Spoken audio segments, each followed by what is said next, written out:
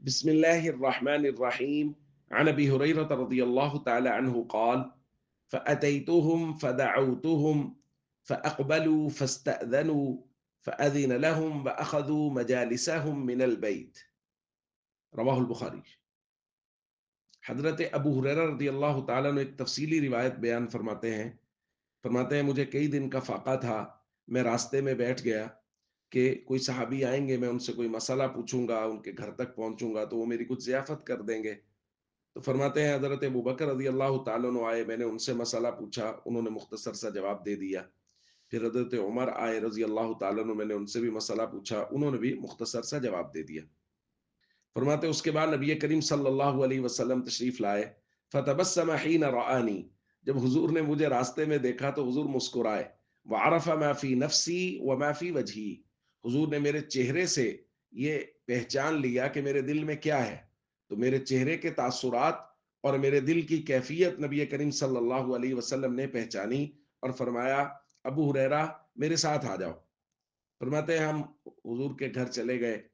نبی کریم صلی اللہ علیہ وسلم نے دیکھا فوجد لبنا فی قدح، کہ پیالے میں دودھ پڑا ہے۔ حضور علیہ الصلوۃ والسلام نے پوچھا من این ھذا اللبن، یہ دودھ کہاں سے آیا ہے؟ بتایا گیا کہ فلاں نے ہدیہ بھیجا ہے۔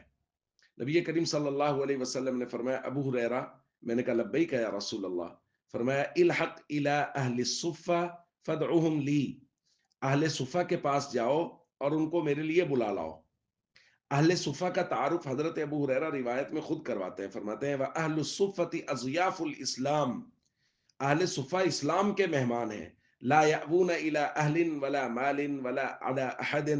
نہ تو وہ ان کا کوئی اہل ہے کہ جہاں جا کے وہ ٹھہریں، نہ ان کے پاس کوئی مال ہے، نہ کوئی شخص ہے کہ جس کے پاس جا کے وہ قیام کریں۔ وہ تو نبی کریم صلی اللہ علیہ وسلم کے پاس ہی رہتے تھے، جب صدقہ آتا تھا تو حضور علیہ الصلوۃ والسلام ان کو دے دیتے، خود نہیں لیتے تھے، جب کوئی ہدیہ آتا تھا تو حضور علیہ الصلوۃ والسلام اس ہدیے میں ان کو ساتھ شامل کر لیتے تھے۔ تو فرماتے ہیں کہ جب حضور نے مجھے کہا کہ اہل صفہ کو بلاؤ، تو میں ایک دم سے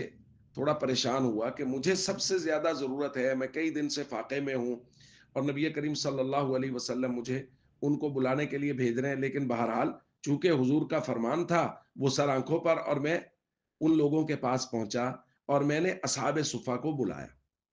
اور پھر وہ بات ارشاد فرمائی جو آج ہم نے روایت میں پڑھی۔ فرماتے ہیں کہ میں ان کے پاس آیا فاتیتہم، میں آیا فدعوتہم، اور میں نے حضور والی دعوت ان کو پہنچائی، فاقبلوا، وہ آئے، فاستأذنوا،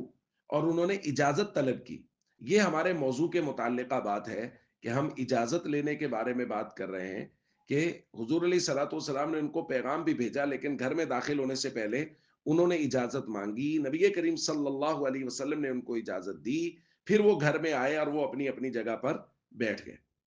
حضرت ابو ہریرہ رضی اللہ تعالیٰ عنہ فرماتے ہیں اس کے بعد نبی کریم صلی اللہ علیہ وسلم نے وہ دودھ کا پیالہ مجھے ہی عطا فرمایا، اور حضور علیہ الصلوۃ والسلام نے فرمایا ابو ہریرہ یہ دودھ کا پیالہ لے لو اور سب ساتھیوں کو دودھ پلاؤ۔ فرماتے ہیں کہ مجھے لگتا تھا کہ وہ پیالہ ایک آدمی کے لیے بھی کافی نہیں ہوگا، تو میں ہر ایک طالب علم کے سامنے، میں طالب علم سے تعبیر کر رہا ہوں چونکہ وہ نبی کریم صلی اللہ علیہ وسلم کے طالب علم تھے، حضور کے پاس رہتے تھے، میں ان کے سامنے جاتا، دودھ کا پیالہ ان کو دیتا، وہ دودھ پیتے اتنا کہ وہ اچھی طرح سے سیر ہو جاتے، پھر وہ پیالہ مجھے لوٹا دیتے، میں اگلے ساتھی کے پاس جاتا، پھر اگلے کے پاس، یہاں تک کہ وہاں بیٹھے وہاں موجود اہل صفہ تمام کے تمام پوری طرح سے سیر ہو گئے۔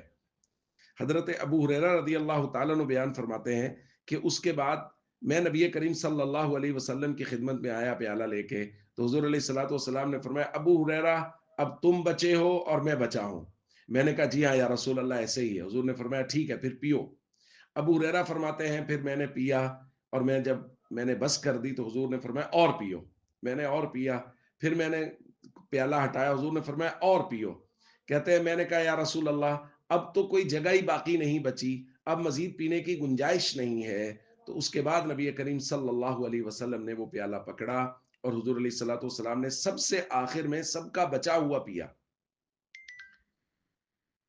اللہ اکبر میرے عزیز دوستو، یہ اسلام کی ابتدا ہے، اور یہ صحابہ کرام اور نبی کریم صلی اللہ علیہ وسلم کی قربانیاں ہیں کہ ان کی ان قربانیوں کے نتیجہ میں صحیح کامل اور مکمل دین ہم تک پہنچا ہے۔ اس لیے ہم سب کو نبی کریم صلی اللہ علیہ وسلم جماعت صحابہ کرام کا ہمیشہ شکر گزار رہنا چاہیے۔